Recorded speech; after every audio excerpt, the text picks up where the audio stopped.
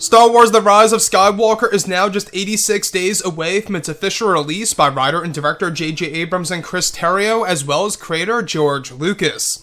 This is Mike Zero. Make sure to subscribe if you're new to the channel for future Star Wars content. Now, what's really exciting about Episode 9 is that we do know that this film is, of course, going to be borrowing many different elements from the prequels and the originals in order to tell a very unique story that's going to have a lot of different parallels to the past 8 Star Wars films provided by J.J. Abrams. And what's really exciting about that is that, yes, they are trying to insert lots of nostalgia into this film, while also applying something brand new that's going to feel fresh and new to the audience once they go ahead and see this movie come this December. Now, these past couple of weeks or so, we've been learning a whole lot more about this film, and when it all comes down to one of the big plans by Disney, Lucasfilm, JJ, and George, this is where things begin to get very exciting for this movie. Now, specifically, it's described that during the rewrites of the film, during the months of November and December of 2018, is when George Lucas was significantly involved with adjusting the second and third acts of the film. Now, it's explained that one of the sequences that were worked on involved a sequence that would involve Hayden Christensen as Anakin Skywalker in the third act of the film, where it's described that the Force ghost of Anakin, portrayed by Hayden Christensen, would deliver a vital lesson to both Rey and Kylo Ren about the origins of the galaxy and exactly how the Jedi and the Sith parted ways. Now, it's described that the scene takes place in the netherworld of the Force, where this version of Anakin Skywalker would shapeshift from being young to middle-aged, and eventually older than ever before, presenting these vital lessons to both Rey and Kylo Ren in the netherworld.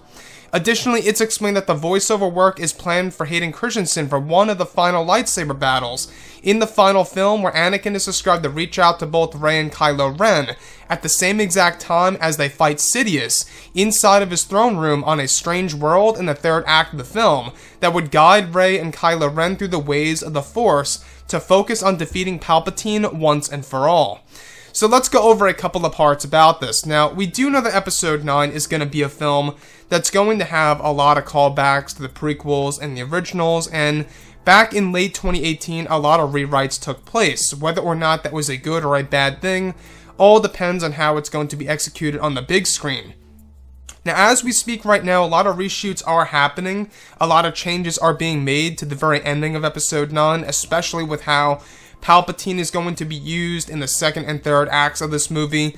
A lot of that is being adjusted as we speak throughout the month of September, leading into early October, where they plan to actually finish the movie come mid-October of 2019 this year.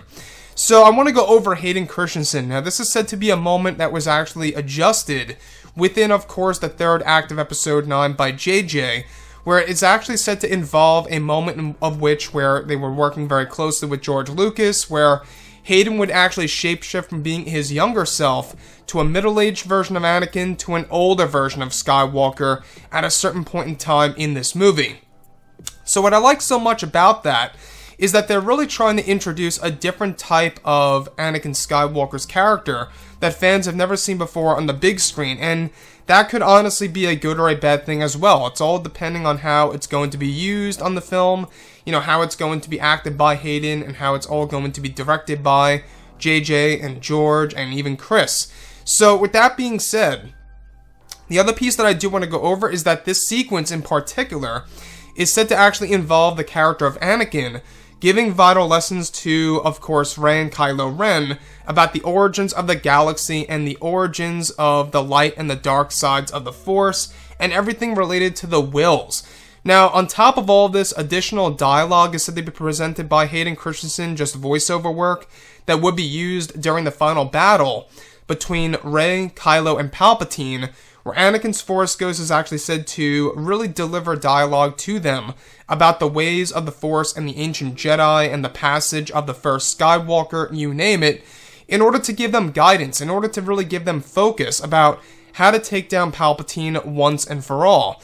And that's what they're trying to do in this movie. They're really trying to really mix in a lot of prequel trilogy content and kind of trying to just make it feel different at the same exact time. That's going to benefit the characters of Rey and Kylo Ren in this story. So you can really see how ambitious JJ really is and what he's trying to do with Episode 9 to make a very unique story for the Star Wars fans around the world, and he's really trying to make this movie the best of the sequel trilogy so far. And without a doubt, this movie really does determine the future of the Star Wars franchise and where things are going to stand after Episode 9 releases and what that means for the new Star Wars trilogy, Disney Plus, such as the new live-action TV series, and other things in the works by Disney and Lucasfilm, right? So this movie really is important. They really have to get it down to the point where a lot of fans are going to be talking about it for years on end. Not in a negative sense, but also in a positive sense. That's going to really make fans want more Star Wars films in the years to come. So anyways, guys, drop a comment below. Let me know what you think about all of this in the comments. And if you guys did enjoy the content for today, do make sure to drop a thumbs up on this video to support the channel. I thank you all so very much for the kind support, and I'll catch you guys next time.